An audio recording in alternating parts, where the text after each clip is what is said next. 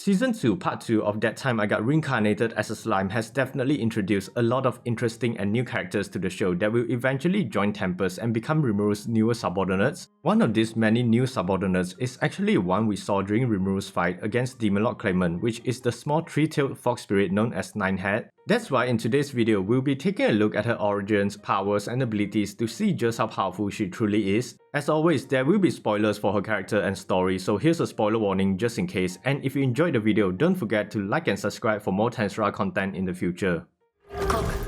ミューランの話にあったクレイマン5本指母子のナインヘッドだと推測 Before the three-tailed fox spirit was enslaved by Demon Lord Claimant, she was actually from a monster nation that was quite similar to Tempest. There were numerous different species of monsters that all lived in the village peacefully, and just like Rimuru, the ruler of this monster nation, the mother of the three-tailed fox spirit, was never hostile towards humans. It was located right on the edge of Claimant's territory, the puppet nation Gistav, and it also bordered the Eastern Empire. However, because the Eastern Empire wanted to reach resources that the monster nation was sitting on, they attacked and wiped out all the inhabitants, calling the monster nation a threat to humanity. After the genocide, only the three-tailed fox spirit survived, but as payment for allowing the Eastern Empire to essentially invade Claimant's territory, the fox spirit was surrendered to him. Because Claimant knew how valuable and powerful a demonic beast like the fox spirit was, he decided to use his demon dominate skill to enslave her, using her resentment and hate towards humans to increase her powers, eventually adding her to his army as one of the 5 fingers, and she was given the name of Ninehead. Being a fox spirit, she had 2 existing intrinsic skills, and the first one was known as Beast Domination, which allowed her to summon magical beasts from her tails, and the second one was known as Beast Unification, which does the opposite and allows her to recall the magical beasts. Although she was still considered a child and with only 3 tails, she already had the threat level of a Calamity class monster.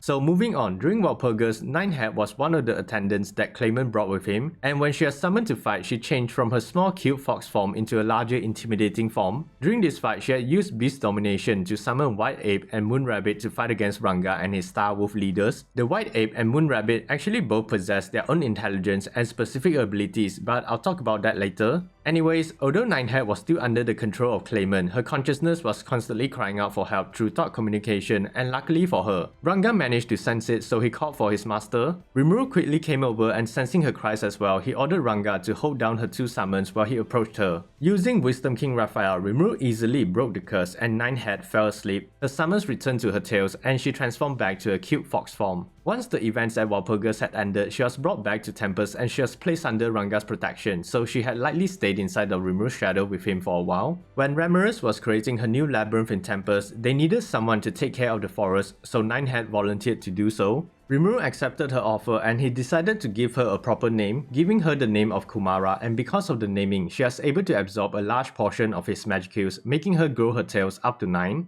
This meant that Kumara could now summon a total of 8 magical beasts, and she was placed as the boss of the 90th floor, while from the 82nd to 89th floor, it was occupied by her magical beasts. On the 82nd floor, it was occupied by the White Ape that resembled a yokai ape and is very proficient in hand-to-hand combat, often using a staff as a weapon. The ape is also able to manipulate wind and sound, allowing it to fly through the air, summon storms, and create deadly vacuum blades. Then on the 83rd floor is occupied by the Moon Rabbit, which possesses the ability to manipulate gravity. As for the 84th floor, it belonged to the Black Rats. They are able to spread a terrible plague onto enemies, causing them to develop black spots on their skin and high fevers. The disease cannot be cured with normal healing magic, and only a special rare holy magic can completely cure it. For the 85th floor, we have the Lightning Tiger, and it has control over thunder and lightning. Moving on, a winged serpent occupies the 86th floor, and it is able to control the molecular contents of air, killing enemies by lowering the oxygen to 0. At the 87th floor is a ship capable of controlling the consciousness of others by using a special hypnosis, causing them to fall asleep and never wake up. Meanwhile, the 88th floor is occupied by flaming flamingos that are able to burn enemies alive with fire.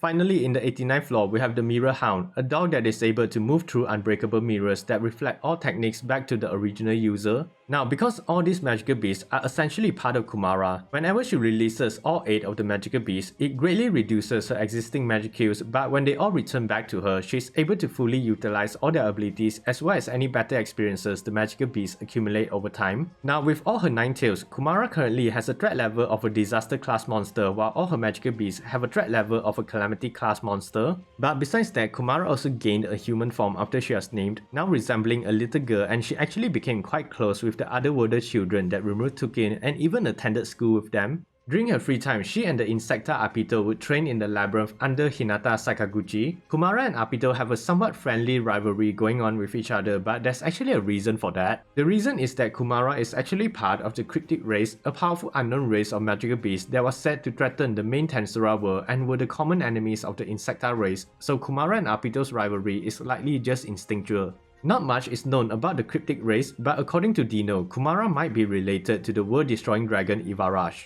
But having said that, after spending some time inside the labyrinth, she would acquire another form, and this time it's an adult form, going from a cute lolly to Ara real quick. So with her new adult form, she became one of the 10 lords of the labyrinth and considered to be the second strongest, with Zagion the Insect Kaiser being the first. She is now truly the queen of magical beasts, even showcasing how powerful she has become by killing 53,000 Eastern Empire Imperial soldiers when they attacked the labyrinth with just her magical beasts alone. Speaking of the Eastern Empire, Kumara actually got a chance to face off against the man that slaughtered her people and sold her to claimant 20 years ago, the Grand Marshal Kansas. But he was a dangerous opponent for Kumara because of the emotional baggage that the battle carried and the fact that he could also summon magical beasts by using his unique skill Marauder. When the battle started, he surprised Kumara by summoning Dark Ape, Mute Rabbit, Dark Rat, Dark Tiger and Dark Snake, all the magical beasts that belonged to Kumara's mother. However, Kansas only made Kumara angrier and she responded by summoning all 8 of her magical beasts to fight him, but because her mother's magical beasts were stronger than her magical beasts, the 8 she summoned were just enough to fight off against the 5 that Kansas summoned. The magical beasts from both sides start to fight and they were evenly matched, although Kumara's summons were slowly winning, and using what Hinata taught her, Kumara constantly observed Kansas to look for openings she can exploit while keeping her composure. She eventually rushed in to attack Kansas herself, but it was blocked by him, and sensing that his 5 magical beasts weren't winning, he quickly recalled them and summoned his strongest magical beasts. The newly summoned magical beast had left Kumara in shock because in front of her was her own mother, the previous 9-tailed ruler of the monster country. According to Kansas, this was his strongest summon because it has powers that was greater than Demon Lord Claimant, and true enough, none of Kumara's magical beasts were a match for it. However, Kumara quickly regained her composure and recalled all her magical beasts, now finally able to show off her true strength. She easily ripped apart the corrupted version of her mother with a single attack and approached a now sniveling Kansas. Finally getting her revenge for her people and previous country, Kumara used her 9-tailed strike and completely eradicated his entire existence.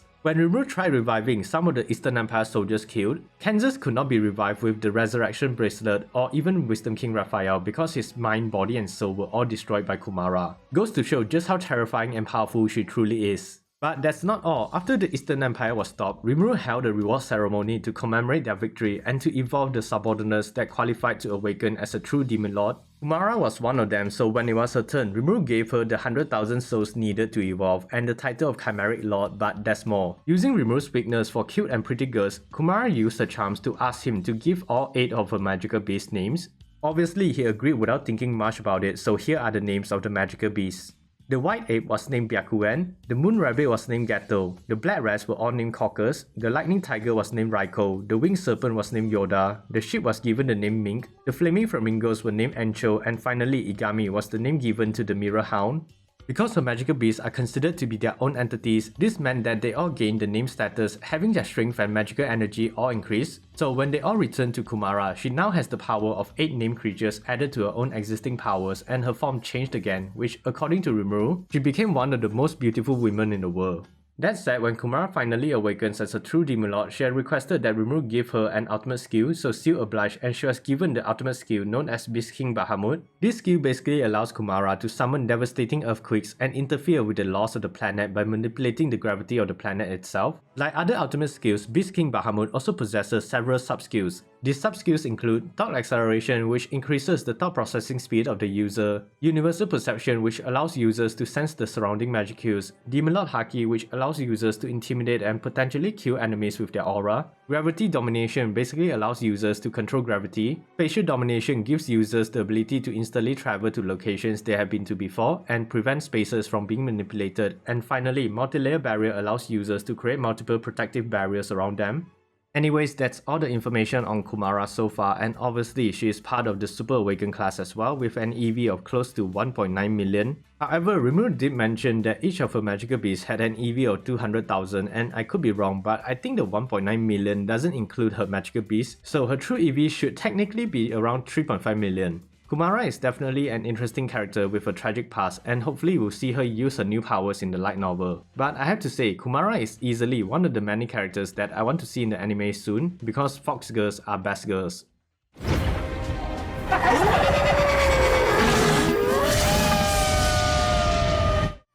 So yeah, what are your thoughts about Kumara, the most beautiful girl in the world? I would love to hear them in the comment section down below. If you enjoyed the video and want to see more, feel free to give the video a like, subscribing to the channel and hitting that notification bell for more Tensura and other anime content in the future. As always, thanks for watching and stay safe everyone.